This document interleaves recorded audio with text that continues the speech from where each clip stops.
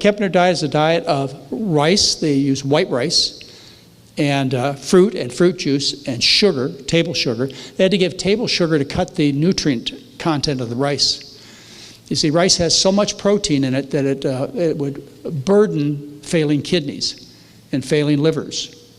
So in some cases, Kempner had to make half the diet sugar, which has no protein, so that the patient would do okay, would not suffer from too much protein. A white rice was just about 5% protein.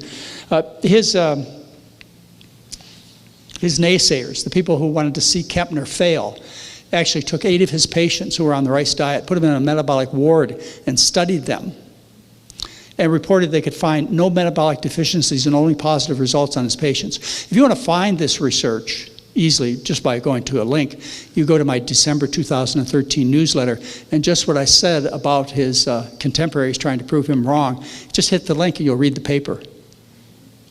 Yeah. Anyway, that's the kind of diet that he fed him. Why did he use white rice? Because he thought it was more palatable and it was more convenient to get.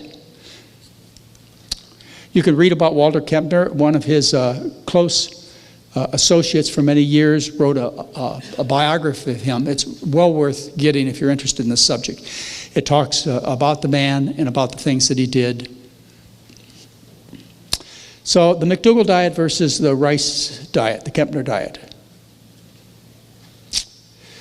Well, one thing he did, he showed me, when I read his work, the power of diet therapy, and he also showed me that there's no possibility of developing any nutritional deficiencies based on the diet I recommended. After all, he recommended rice and sugar and fruit, and they couldn't prove any nutritional deficiencies. So all this nonsense about where do you get your protein, where do you get your calcium, all the things that people would worry about, even myself when I first started out, were proved to be nonsense by his work.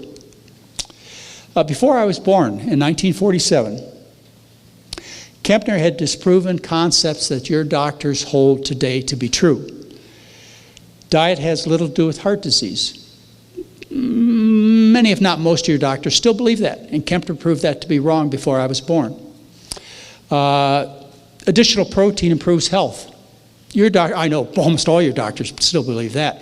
Kempner proved that to be incorrect before I was born.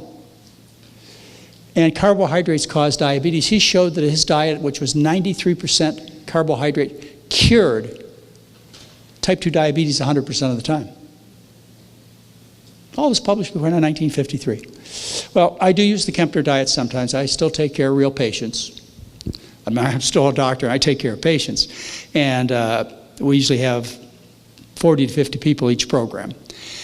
And we run 6 programs for the public a year and 2 for businesses a year, our programs. And about 3 times a year, I have a patient who is so severely ill, primarily with kidney disease. They only have maybe 10, 15, 20% of their kidney function left, that I have to teach them the rice diet. I consider the rice diet the diet for the nearly dead, and that's how I use it. But the McDougall diet, what I teach, what Jeff and Sabrina Nelson have brought you together to learn, what Caldwell Esselstyn and Ann are trying to teach you. This is the diet for the living. There's no apology necessary. This is the best tasting diet, the least inexpensive diet, the diet that is most kind to animals and to the planet. There's just no reason to, in any way, question what you're doing once you know the truth.